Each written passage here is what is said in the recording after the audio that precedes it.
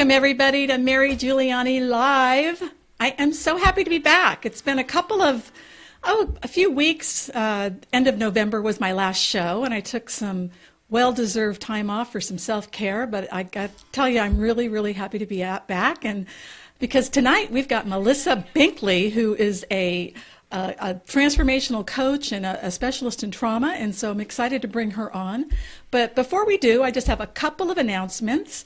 For those of you that are watching on Facebook Live or my website, I really want to encourage you to make sure you comment or ask questions right below the live stream feed, right in the Facebook comment section. We'd love to hear from you, and we'll be fielding those throughout the show. Also, I want to make sure you guys know who's coming up on the show, so please be sure to get on my email list. And how you do that is you just simply go right up to marygiuliani.net, and to the very far right on my website, there's a tab that's called Get Show Updates, and just put in your email address and you'll know who's coming up. You'll also get links to previous shows or tonight's show if you want to watch it at another time. So also, you can also get my show on iTunes, so make sure you sign up and subscribe to my Mary Giuliani Live iTunes channel so that you can get that as well. Let me think if there's anything else I can think of here. I think that's all as far as announcements go. So Melissa Binkley, I'm telling you, this woman is a powerhouse, and she has such a wonderful message about healing on so many levels, including trauma. She's the creator and the founder of the Intuitive Intelligence Academy. She is an intuitive intelligence trainer, a certified master transformational specialist, a soul and business strategist, as well as a #1 best-selling author and international speaker. And she's really on a mission to raise social, sustainable awareness and spirituality through a holistic approach through supporting healers, creatives, artists, light workers, highly sensitive coaches, and speakers to live their purpose and tap into intuitive intelligence to create a global impact. And I love this. She intends to raise a vibration of 1 billion people and heal trauma through her humanitarian work. So with that, I want to welcome Melissa Binkley. There you go. Hey, Melissa, Hi. so good to see you. I'm so too. glad you made it. Thank you so much for having me on. So, Melissa, one of the things I always like to start with my interviews and talk show is just to kind of get a feel for what was the catalyst that really inspired you to get into helping people heal trauma through your coaching and the different spiritual traditions that you're into. So the catalyst for me was my own trauma, my own experiences from my own childhood, and the working through that. So many of you may have heard of adverse childhood experiences. I know that you've talked about that before, right? ACEs, right? And it's for those of you that don't know what that is, it's a series of 10 questions that they test on, and when they test it, they say for every single point that you have you have a higher chance of suicide, a higher chance of drug and alcohol abuse, of having physical disorders, being sick, all these different things that go on. Well, out of the 10 questions, I'm a 10. Always wanted to be a 10 on something, but not really sure that that's really where it was. So some of those adverse childhood experiences that I've talked about in the past were I was molested at 10, I was raped at 17, and those experiences brought to me in my life a place where I was a complete perfectionist on the outside. So I got straight A's.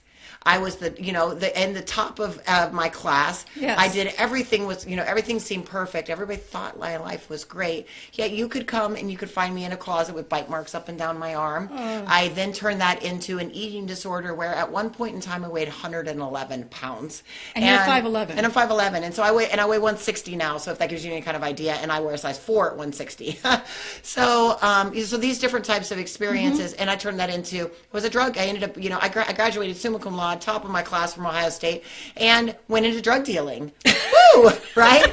So So all of these things from having that trauma for myself, I got really sick, and then finally through my own healing, through all the different processes and some of the things that we're going to talk about today, healed myself, and then started to realize that the work that I had done on myself, I needed to share with others. I needed to start showing, how did I do this? Yeah. How did I not only heal my trauma, all of my tens, and create something, but then I turned it into a business, and now I get to go and help the world. And I've actually worked with organizations and have gone and spoke all over the world about this. So it was a downfall of my trauma, what I call traumatude. It was my greatest gift. My trauma became my greatest gift, and I turned it into something to help the world. I love it. You're giving purpose to your past. Yeah, I love it.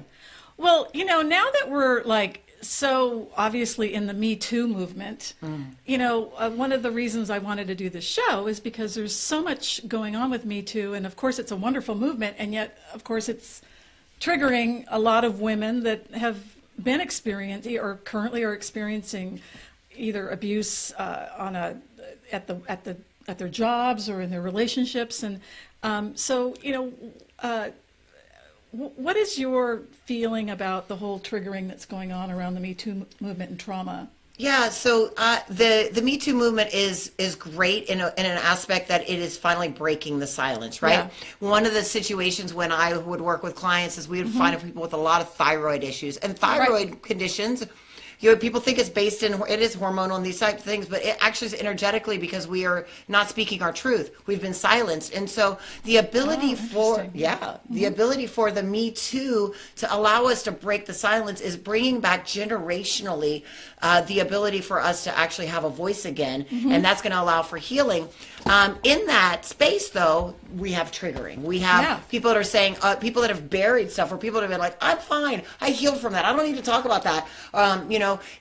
They're having those experiences brought up, and it's triggering for them. And then also, it's causing a rift and a divide again in society, because then the men are coming out and saying, hey, well, what about us? We have trauma. That's why we've been raised in a way to treat people and do things in a certain way. Right. So the movement in itself is incredible in that it's opening up a new pathway for healing, but it's only if we unite together and start to move forward and use it instead of blaming and shaming and saying, oh, it's your fault, you did this, you did that, instead of doing that and finding a way to unite together that we're going to help. And part of that for those people that are getting triggered is to say, okay, I open my voice, I'm going to share now, but then to go get the help that they need, to go talk to, and it's not just talk, but really have an experience of how to work through this in a new way.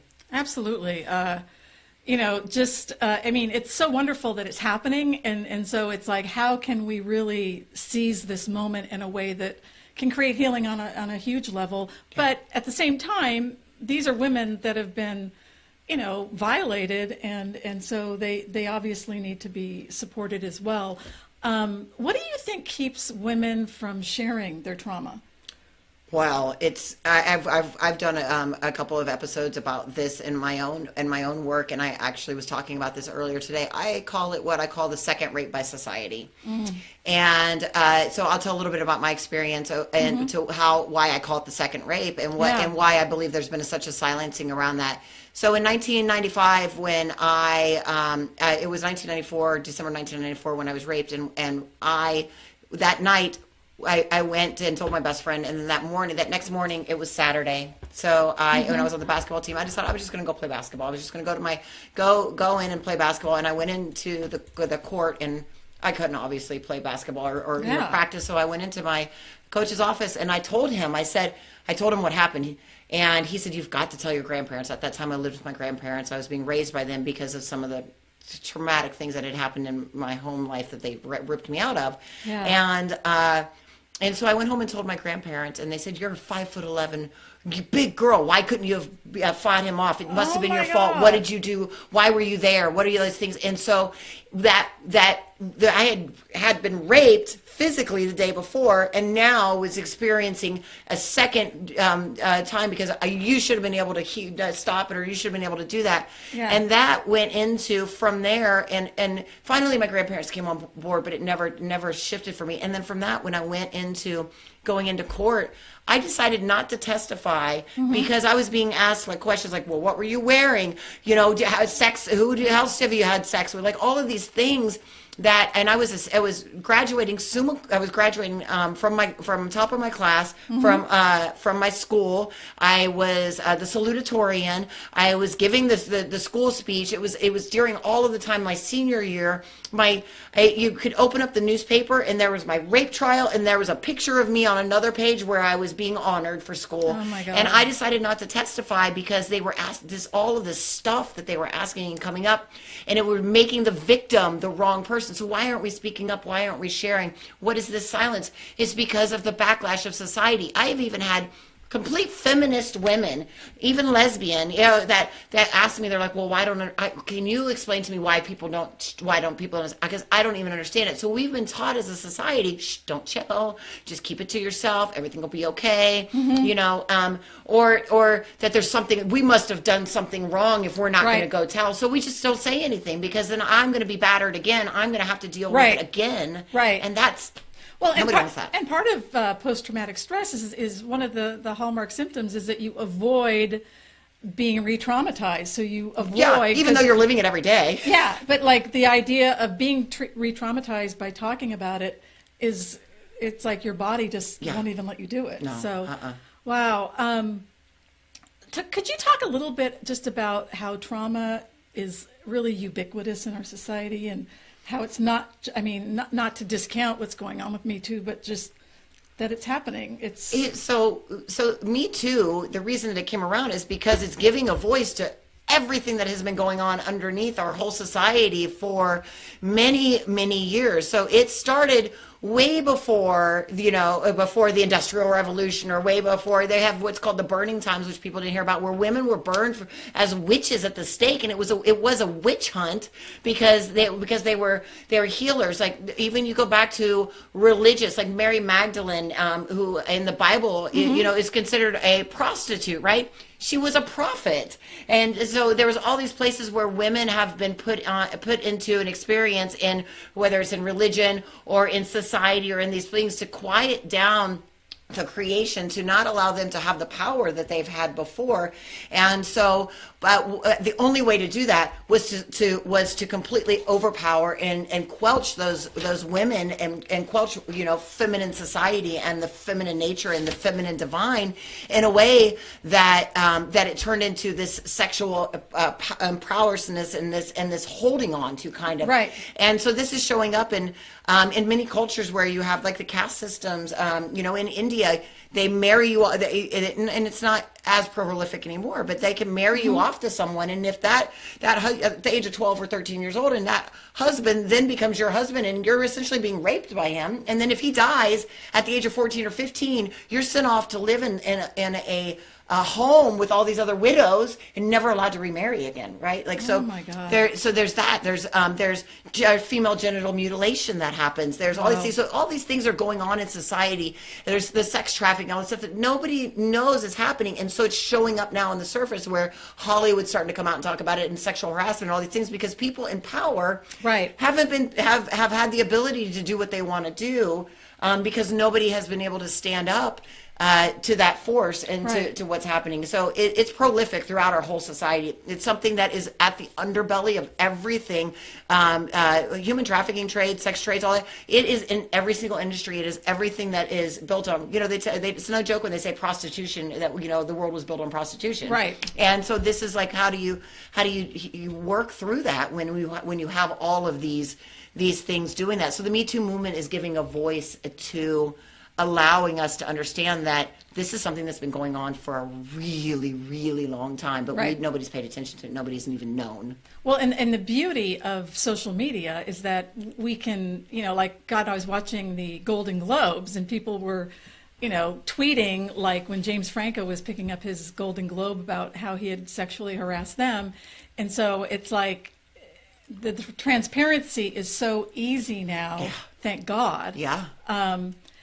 The other thing that I've done some research on this about abuse towards women, and like what the dynamics are, and there's an approval in our culture for objectifying women. And it's called toxic, well, from what I found online, it's toxic masculinity, where it's built on the fundamental principles of sexual conquest and violence. So, the men are really actually regaled for that. You know what I mean? Yeah, it is. It's an old time patriarchal. The more that you can stand up, the more that you can be of that prowess. And mind you, when we say this, I don't believe in bashing the men or the male side of it. I believe we need to unite, but I believe that they were raised in a way that we were told you have to be tough, right? You've got to be strong. Like it was considered. And especially back in the hunting days, you had to be that way to survive, right? So some of this stuff comes from the experience of just survival, of needing to survive in a certain way, and that kind of strong ability in those ways of being then got passed down into, then we had wartime, and then there's these other experiences that kept happening. So then we come into what you call this toxic masculinity, where it's an overthrow of the masculine force, the masculine, and then you end up with a patriarchy, and then you end up with experiences where you have misogynistic narcissists running countries, and have the situation, because that's what we have held as safety, or what we believe that we need to be protected. Exactly. Yeah. It's so interesting because the other thing about the way men are socialized is that to be empathetic is to be weak. So it's the perfect storm of, you're supposed to objectify women and treat them obviously like objects. And in order to do that and not feel horrible about yourself, you can't have empathy. Mm-hmm. So the lack of empathy actually helps them not be connected, because they don't see women as people. They see them as objects. Yeah, not all men, but And we as a society with media and things have played into this, right? We're everywhere, and I think they're starting to get better now. But I mean, when I first started doing this work, I was working with a lot of young girls around body image and things like that, because that's where it starts. I ran in and met girls 8 and 10 years old that wanted to lose weight. Oh my God! Yeah, and so that's because why? Because you're looking at a society where the media has objectified women in a certain way, and where you give this, and so then the mothers the mothers know is that they don't feel good about themselves, and so then they pass on that feeling to their children. And so it's this whole thing, because you're never gonna match up to that Photoshop thing that's on the TV or in the magazine. Yeah.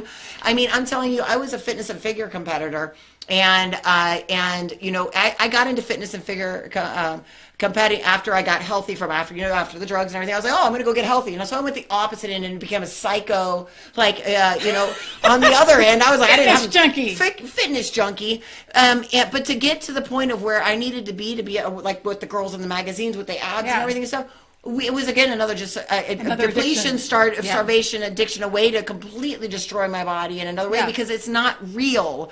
What you're seeing isn't real, and they don't understand that. And you're objectifying this. I need to look this way, and it's because we haven't taught anybody how to self-love. If women knew how to love themselves, if they were taught from little that you can have self-love, then you wouldn't have to be objectified. Then you wouldn't feel like you had to be like that. And the same thing, men. If men knew had been taught this piece of love and understanding and compassion and empathy, then they wouldn't have had. So we have fed each other into society, into a perfect storm that's now showing up right now.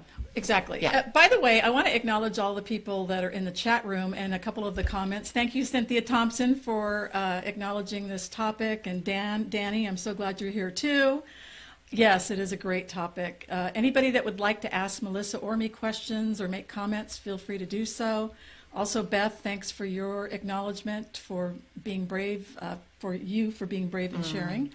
And there's, several other people in the chat room. But again, feel free to chat away, and we'd love to hear from you.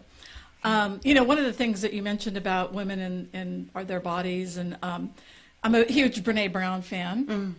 And one of the things that she found from her research is currently 90% of women have shame about their bodies. Yes. Because there's just no way you can ever live up to the cultural perfect body. And so,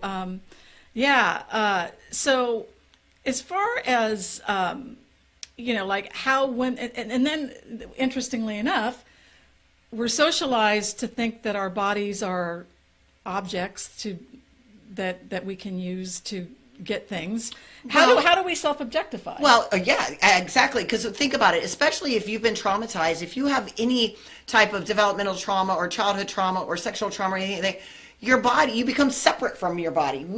Right? Like you don't even want to be it. So I came into a place where my body was not me. Like I was like, oh, my body's over there. I'll do to it whatever. Right. And I'm going to be over here like hiding. You're dissociated. It's just completely dissociated. So so I objectified myself. I put myself into crazy diets, drug, you name it. Like I went from one end, the unhealthy end to the healthy end of, what was I going to do? I, pranced around in little bikinis, and there's nothing wrong with that. I'm not saying, I loved it. But I wasn't doing it for any kind of healthy reason. I was doing it because I thought I was going to make me feel better, right? And that and maybe get some external approval. It's all about external approval, right? And then other ways that women we objectify ourselves is what I've started to notice. And I think it's getting better now, but especially with what's happening with some of these movements and stuff. But women used to take and pick on other women so much. Like I just was like, I couldn't understand. Like, let me build you up. Why am I going to break you down? Why am I going to say something about your clothing or this or I heard a story of a woman that was at one of my events recently and was talking about when she decided to quit a job because of sexual harassment, and her friends were like, "You're just not tough enough. Why don't you toughen up? Like why And you're like, toughen up because I'm being sexually harassed. I guess you just take that. But we as women have been like, oh, well, it's not that big of a deal. You should just be able to deal with it. Especially before the MeToo movement. I mean, you didn't have the consensus of society supporting you. Yeah, no, and not so, at all. Yeah. And so women would be catty against women, or there was these experiences. So one of the things that I have made a purpose of and have done for years is I'm all about the inclusiveness of other women. Like I will do anything to say, hey, you are loved. You have a safe space here. Let's work together. Let's do this. Like, let go of that other stuff. And with my business, I piss people off. Yeah, I say your message isn't strong enough if you're not pissing people off.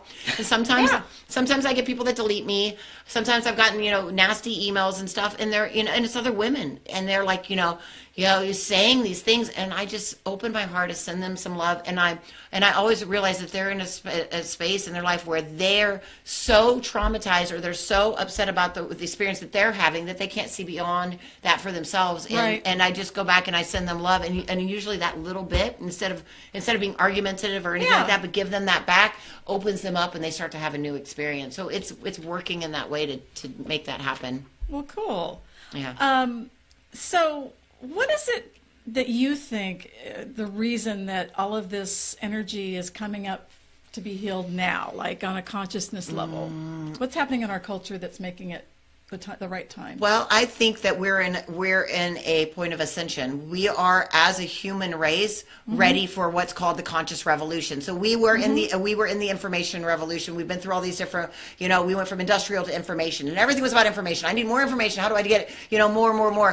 And now it's like we've got enough information to coming out our ears, right? We are here to raise our consciousness, and so it's happening now because we are at a pinnacle and at a time where consciousness is in the next space. We are in this revolution, this what I call sacred revolution. Yes. And we're at a place where this is the time for us to understand that we can no longer go along the way that we were doing before. Right. When you revolt, in the past, revolting meant war. Revolting meant like the patriarchy taking things down. And right now we're in a space of conscious revolution and this sacredness where we have to say, okay, here we are. How do we go and do this from a place of love? How do we make a change and create something new? Muhammad Gandhi talked about, not coming from a place of war, but coming from love. And right now, people don't believe that it's possible to shift and heal the world through an experience of love. But I'm telling you, it's the only way and the only thing that's going to help us to change. Is no more hate, no more coming through, but through a place of love and loving those that have perpetrated you, loving those that have hurt you. And I'm not saying say it's okay, but loving them to know that they are one and we are all one love and one tribe and one human, having an human experience here, and that we have to come from that place of revolution. Absolutely. And I think that that's why it's happening right now. And that's why we have some people coming into power that may not be our favorites. Why? Well, it's like if you could think of the perfect person that would make us hit a spiritual, emotional, and social bottom, it would be Trump. Yeah, yeah. I mean, there's some really, yeah. I mean, it's awakening society to recognize that that's an old way that was okay before, but we're learning new, and so that's why there's such a huge divide now. So I say it's such a blessing that we get to have this experience right now, because we will never be the same from it. We are going to move forward. We're going to have a completely new experience, because people are no longer going to stand for being treated the way that they've been treated in the past, and so. I believe the MeToo revolution came because of the Women's March. The Women's March came because President Trump was elected, and President Trump was elected because we were at a standstill in the consciousness where we had to actually bring up the deepest, darkest parts of ourselves to be shown in the light. And so this is all planned in our psyche and in the conscious collective for us to come and heal this work right now. So I don't look at Trump as someone evil. I don't look at him as someone bad. I look at him as the next. Sometimes the biggest teachers in our lives, the biggest spiritual revolutions come from people that look very dark. Right. Absolutely. Yeah. Well, one of the things I wanted to make sure we covered tonight is, yes, the Me Too movement is triggering a lot of people's trauma. And many women that may be watching now or that will watch the recording are currently dealing with, people that are abusing them, whether it's at home or at work or in any other environment. What would you say to them in terms of what they can do the first steps they can take? The first steps, because they're being triggered by this, and what they can really do. If they're already in an abusive relationship, whether it's at work or at home. Or in any kind of relationship. I mean, my gut instinct says get out, right? Like get out, but it's easier said than done. And that's one of the things that I think we want to talk about. Why don't people say anything? Because everybody says, well, why couldn't you just walk away? Why didn't you just get out? And sometimes it's not. If you're financially dependent, or if you're absolutely. Sometimes it's not easy as that. So the first thing to do is to go in and start working on. Connecting into your own intuition, connecting into your healing, connecting in and breathe. Yeah. Breath will change everything. So if you can't get out of your situation right away and you're foggy and you're not clear and you're in an abusive situation and you don't know what to do, the first thing that you need to start doing is learning how to breathe. And I mean a deep breath. So it's like a 5-5-7 breath. So breathing in for 5, holding for 5, and breathing out for a little bit longer, like a 7. And do that about 10 times. What's going to happen is it's going to start to calm your body, because right now your brain is in overwired, overactive mode, and you have a parasympathetic, sympathetic nervous system. Your nervous system is adrenal all the time, so your body's probably getting sick, and you cannot think straight. You cannot think straight. So if you start to breathe, it calms everything down.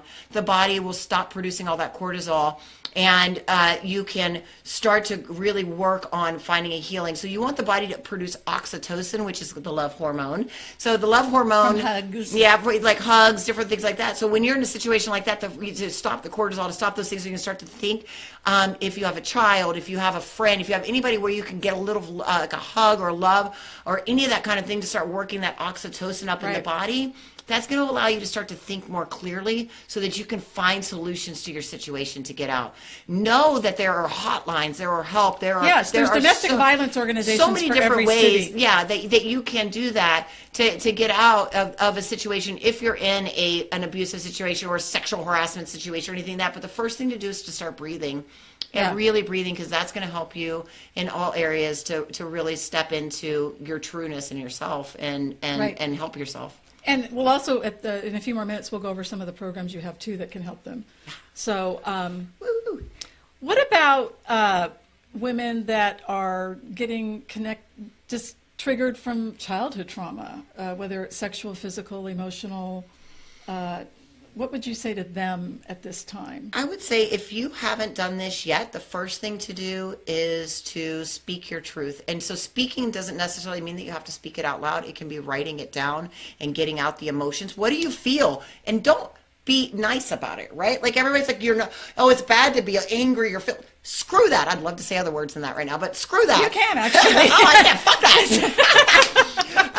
You really need to feel that emotion. You need to know that it's okay to have had that anger to do that. So if you don't have a safe place that you can speak about what's going on, call me, call one of my trainers, and we'll give you a safe place to speak. But if you can't do that, find someone that you can talk to, or start writing it down and be real about what you're writing. One of the things that I love. We call it the X-rated version. Yeah, just be let nasty it rip. and mean and get all that stuff out of you, because you've got to feel the emotion. One of the problems with our society is that we have repressed emotions so much. Negative emotions. Right, what we call negative emotions, right? Right. So much that we don't even know that they're there. So this triggering thing that's going on is because you have emotions in there that need to be released. Right. And you're not releasing them because you're trying to hold them down and in that space. So the only way to heal is through feeling and through emotion. And the first step to getting to that is to allow yourself to actually feel it and to talk about it or to write about it and get it out. Right. Yeah. Very good. Well, Danny has a comment here. Well spoken. The best teachers are often the ones who are the worst off, most in pain to their own darkness, and that is Trump. So, yes, don't view him as an ailment. View him as a genesis for transformation. Yes. Collective thank consciousness. you, Danny. Thank you. Yeah.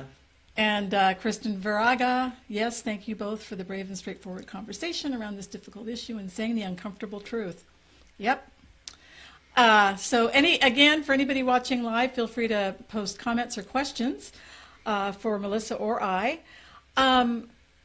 What else? Okay, so let's talk about some of the healing things that people can do for healing trauma.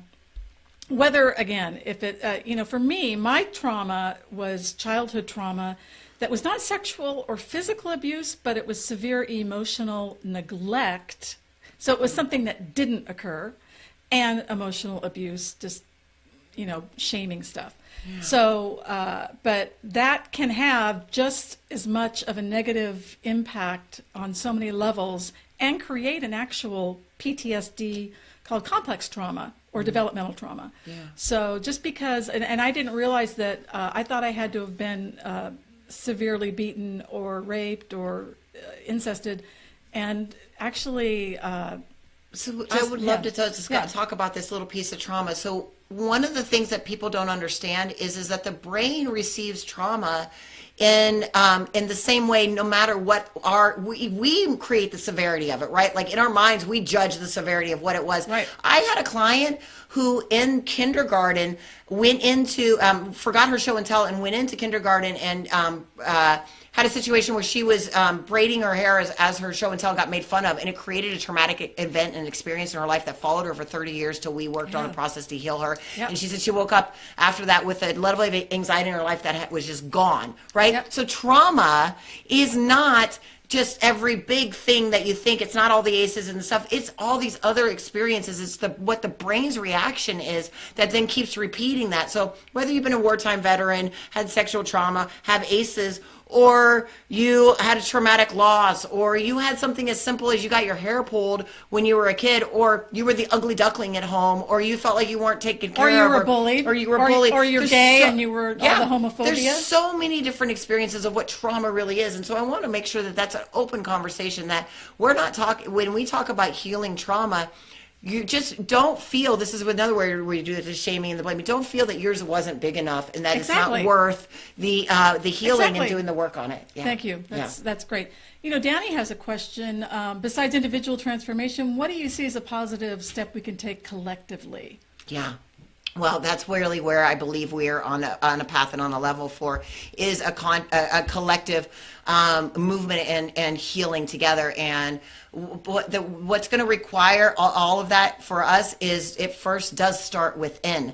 Each one of us has to work on our own healing and our own transformation, and then take that work and use it as your gift and go out and do activism or work in the world, or do what I did, create a business out of it. Do that. Take what you've learned in your healing healing work and pick what you love and go out and service that in the world. So maybe you're an environmentalist and you love the environment, and so you heal your own stuff, and then you go out and help heal the environment, right? Or you go and you like working with the homeless population. You heal yourself, and then you go out and create something that helps the homeless population. Like there's so many different ways to do that. And like me, this is what I'm doing. Yeah. It's like I'm doing all my own healing work, and I want to share it with everyone else. Yeah. So here I've got Melissa and other people, and so you're on this physical plane, and so that's one way. And then we have this difference where we're in the collective consciousness, where we have to heal the collective consciousness. We have to heal in the unconscious collective, and where for all space and time. And to be able to do that, there's some deep spiritual work that we need to do. There's some really deep connection to our intuition,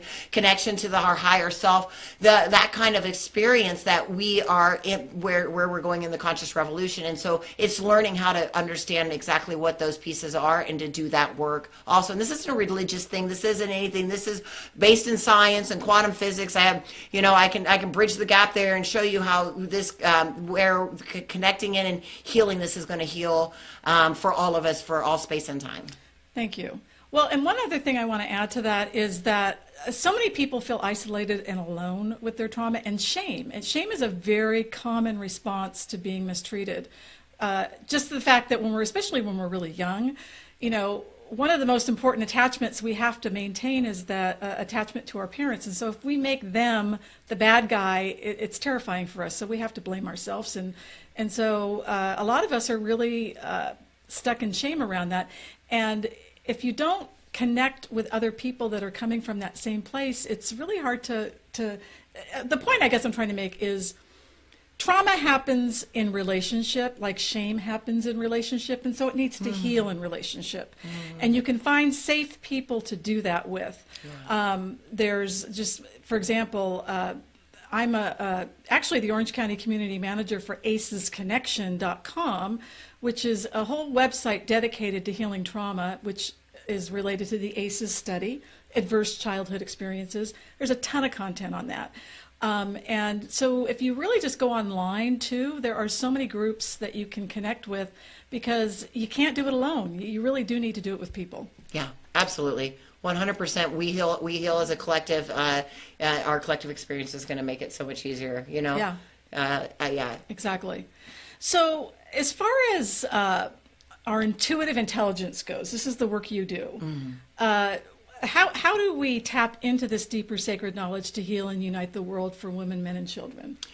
Well, one of the first steps is, again, I believe, sharing your voice and really getting out there and starting to share about the experiences is the first step, to a deeper healing. But what we've done with the intuitive intelligence and the basis is we work through. There's an experience where here in the Western world, we have been told that, the brain and the subconscious runs everything, and that, thinking and all of these different things that are going on, right? Like everything is brain focused and brain focused. And we have synapses and things in the brain. Yes. And that is very important, but that's actually controlled by your heart. The heart has a brain on it, and the brain, it's called a heart brain. And if you have scientific studies now that proves that this is that the brain actually sends more signals to the heart brain sends more signals to the brain than the brain sends to the heart. So the heart is actually telling the brain what to do, and the brain is therefore healing, changing the synapses and healing the body. So you go from heart to brain to body to make healing. So what we have to focus on and what we have to do is working on the emotion and the feeling that is going through, and working on what's called heart intuitive intelligence, resonance, understanding how to shift your energy. When you walk into a room and it's you can know when there's like really dark energy and it feels really deep. That's your heart is feeling that. It's actually a vibrational energy. So you can actually, with yourself, work through those things. And so in intuitive intelligence, we have techniques and imagery and visualizations and different ways that we can have people actually learn how to tell the differences in their heart, their emotions. The Heart Math Institute is one of the organizations that's come up with a test for that, right? So that's one of the ways, is like we're understanding that the feeling and the emotion comes first, and we are going to heal through that piece of it. Then a second piece that we do that is really important is what I call heart breathing. Oh. And so, How does that work? So your practice is you're going to breathe through your heart. So if you want to try this with Let's me, try it. okay, great. So what you're going to do is, I just want you to just take a moment. You can close your eyes if you want to. Yeah, everybody at home. And I want you to imagine, just see your heart space there. You can have it be like a green glowing light or a pink glowing light. But when you breathe, actually breathe through the heart space. Start to breathe in. Oh, nice. You'll feel that expansion. You'll actually feel the energetics of that, and then breathe out, and then keep breathing in and out of that heart space. You can start to do this on a regular basis. Yeah, I've never heard of that. And it actually changes the vibration, because your heart is a magnetic. It's electrical. Yep, and it is creating all these forces. And so when you learn to breathe through your heart, you're changing that experience. So when I work with clients, and when we're working through traumatic experiences, having them breathe through that, if we take them back into a traumatic experience or have to go in to heal something, they're able to use that ability so that they can release the emotions and feel those actual emotions, and then release the attachment to them that the brain and the subconscious mind has onto them. So that's another way to do it. And then a third way is through what I call perceptual positions. And that is where we actually use the quantum field. We use different spaces, and I have somebody walk in different areas, and they step into different people, step into different experiences, step into a different timeline even. Nice. To actually change their experience. And so we use a combination of these processes to have people come through healing. And in there, so things that you can do right now starting at home is, again, the speaking, the breathing through, the breath from earlier, the breathing through your heart, and what else did I say? I'll come back. Well, I know some other really, maybe not your processes, but some really proven evidence-based treatments for healing trauma is yoga, because it's a body, mind, spirit, and breathing thing, and it really does detox your body from trauma. Also, mindfulness. Just being able, it's a big part of what we do. Being able, and for me, mindfulness, whether it's a meditation or just throughout your entire day, it really helps you get in touch with how you're feeling in your body. I know I was disconnected from my body just for many, many years as well. Yeah.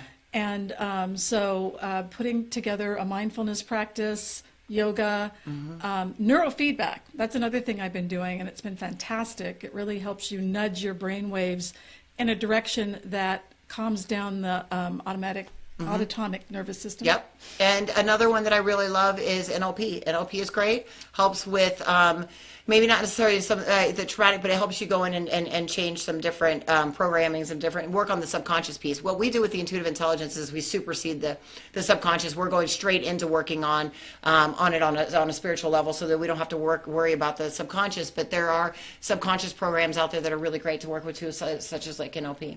So with your process, do you actually bring forth the traumatic event? And not always. Not always. It really depends on the person. Every person is different.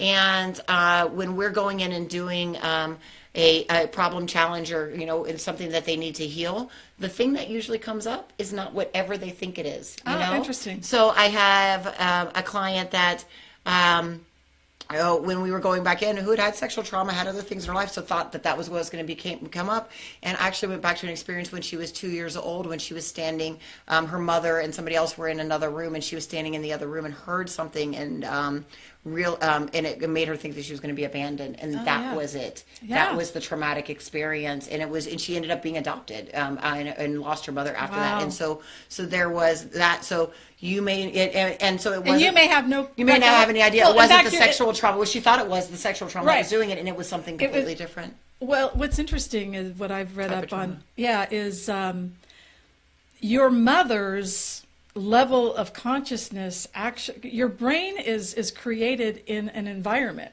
So your mother's level of consciousness downloads as a template into your brain, and I know that can be scary for some people. But that's what happens. But the good news is that the brain is plastic, and it can heal. And so I know for me, I was born in '59, and it was back when they were kind of on the fence about whether to let babies cry it out or not. And I have some sort of imprint memories of being left to cry it out. which was very, very abandoning, And so the point here is that you may not even remember exactly what happened, even if you were like hospitalized as a child. I went in utero and had to do healing for myself because I had traumatic experience while I was in utero. You can't really remember that, but I turned out that I found out from my mother that it was actually true what I had experienced and went back in. Yeah. So since we're getting towards the top of the hour here, you have a term that you've coined called traumatude. Yeah. Tell me about that.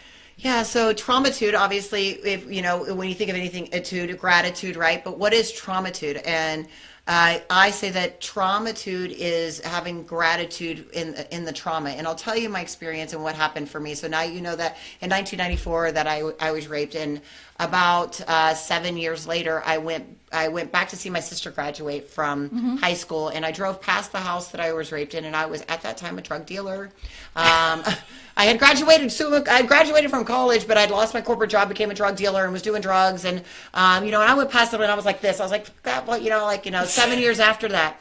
And then in 2015, which was 21 years later, so 13 years past that last experience, my daughter ran track, and she was going back to my alma mater to run track at my old school. And I flew into Ohio to go to this track meet so that I could, one, see my old basketball coach, who was my hero, who was now the track coach at my old alma mater, and to watch my daughter run track at my school, because that was, and so 2015, 21 years later, and 13 years after this previous incident, I drove past that same exact spot. I stopped the car in the middle of the road, and I turned off the engine, and I started crying, and I said, thank you. I said, thank you so much for this experience. And that is traumatude. I took that experience, and not at the beginning, but eventually turned it into something that I am so grateful for that it happened, because I would never be doing the work in the world that I'm doing now. Now, I'm not saying you're going to have traumatude right after the event. Or it may take a couple of years. It may, I've seen this even in experiences where you have a traumatic loss, like not where somebody doesn't, maybe they don't die, but like you lose a partner that you think is going to be the end of your life, right? Like it's the end of the thing. And then you look back 2 or 3 years later, and you're like, oh my God, wasn't that the best thing that ever happened, right? Yeah, exactly. So traumatude is actually having gratitude for the trauma that you've experienced. You know what? Yes. Thank you for sharing that. One of Oprah's sayings it's an old, I think, biblical saying, and it really speaks to this. It's like, I wouldn't give nothing for my journey. So let's talk about how people can work with you. Okay. Awesome. So I have an academy. It's called the Intuitive Intelligence Academy, and with that, we created the trauma process, the trauma healing process called Intuitive Intelligence. We offer that as a certification where you can come in and learn how to heal your own trauma. Or if you are a doctor or a psychologist or a life coach or a health coach or somebody that works with populations that might have trauma and you want to learn how to use these processes, we've trained organizations. I have 12 trainers on my team. We've used this process around the world. We can train you in that, and you can use it in your own practice, and you can use it in your own life. So you can use it for your personal use if you want to learn how to heal your own trauma, or you can use it in that bigger aspect. So we're getting ready to launch our second round of that program, and that's coming out.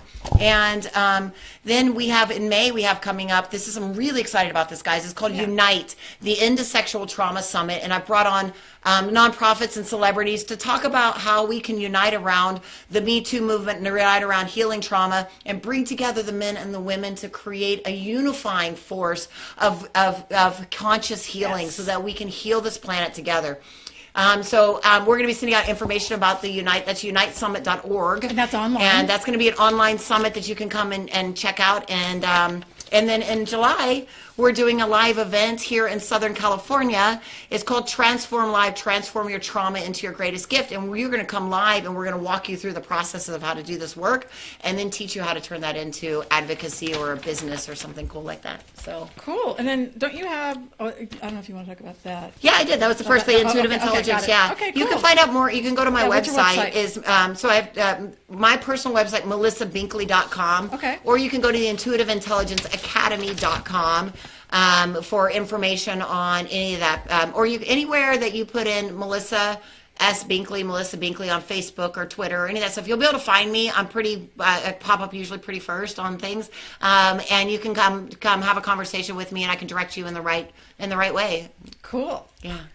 So what is the message you're most passionate about you want to share with our viewers tonight? My passion is that I'm most passionate about, my message that I'm most passionate about, again, so is that no matter what you've experienced, that you can find love.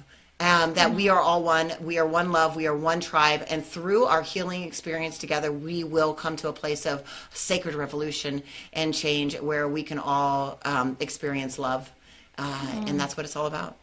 Yeah. Thank you so much, you. Melissa. This has been so wonderful. Thank you. Definitely Awesome. connect with Miss Melissa, and I will see you soon. I will see you All soon. right. Thank okay. you. Bye-bye.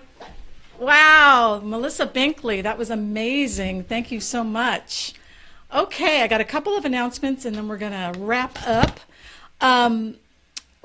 Every week, well, actually, I want to mention something. I'm changing my show to where I'm doing it twice a month for self-care reasons. So I want to be a model of self-care. You don't have to push the universe. You can actually do things that are in rhythm with your own needs. And so I'm going to be doing my show every 2 weeks. So look for my emails. And again, if you are not on my email list, you need to get on it. Just go right up to marygiuliani.net, and the very far right button says Get Show Updates, and just pop in your email address and first name, and you'll just get an email once a week. And you'll even get links for previous shows. So make sure you get on my email list. Or get on my iTunes channel at Mary Giuliani Live is the name of the show. So my coaching challenge I do every single week, or every 2 weeks now, is a tip I like to give that's based on the topic of the show. And since tonight's topic is about healing trauma, I wanted to ask you guys all to just pick one area of your life that you know you're not being treated well in. So this can be on any level. And this could actually even be you traumatizing yourself. And I want you to take just a moment to write down what that is, and then take another moment to write down one step, just one step you're willing to make a commitment to make, that you're willing to put on your calendar so you'll make it. And you'll be amazed at what happens. Just some hints, you can go to Melissa Binkley's website, or you can go to my website. I've got on my Mary's Favorite Things under Meet Mary, I've got all the books that I've read on trauma that have been great. Also, you can join acesconnection.com, where I am the Orange County Community Manager, and join the Orange County group within that site. And there's a ton of really helpful information about healing trauma and finding other people to connect with. There's another website called acestoohigh.com as well that's really good for that. So there's so much support out there, but you need to take the first step. Meet the universe halfway, and you'll see what amazing things will happen. As far as coaching goes, you know I am a transformational life coach, and I love helping women that are in midlife that are ready to step into being true to themselves and living their highest calling. So if you're in midlife and you feel like you've been doing everything for everyone else but yourself, and the window of time feels like it's kind of closing in, and you don't want to die with your music still in you, please go up to my website, marygiuliani.net, and go to the coaching section, and let's set up a free strategy session. I'd be glad to chat with you. I'm living my calling. I'm 100% authentic in every area of my life, and you can be too, but I didn't do it without coaching support, and so I support you in either hiring me or someone, but get the support you need. Okay, so in 2 weeks, on February 14th, our next guest is going to be Andy Fetzner. Andy is a psychotherapist, a speaker, and the Los Angeles and Arizona ACEs Connection Community Manager. Again, ACEs stands for Adverse Childhood Experiences. And she's going to join me on the show, and we're going to talk about the whole ACEs science and how you can really build your resilience and develop a program for well-being, and make sure that you avoid any of the issues that can come up when you've been living in a hyper-aroused brain if you have trauma. So I think that's about it. I again want to thank everybody for sharing tonight. Thank you so much, Melissa. Yay. And again, you can heal trauma. You can have a great life. I'm an example of it. Melissa's an example of it. It's an amazing journey, and I want to support you in doing that. So with that, have a great 2 weeks, and we'll see you on the 14th with Andy Fetzner. Okay? Thanks so much.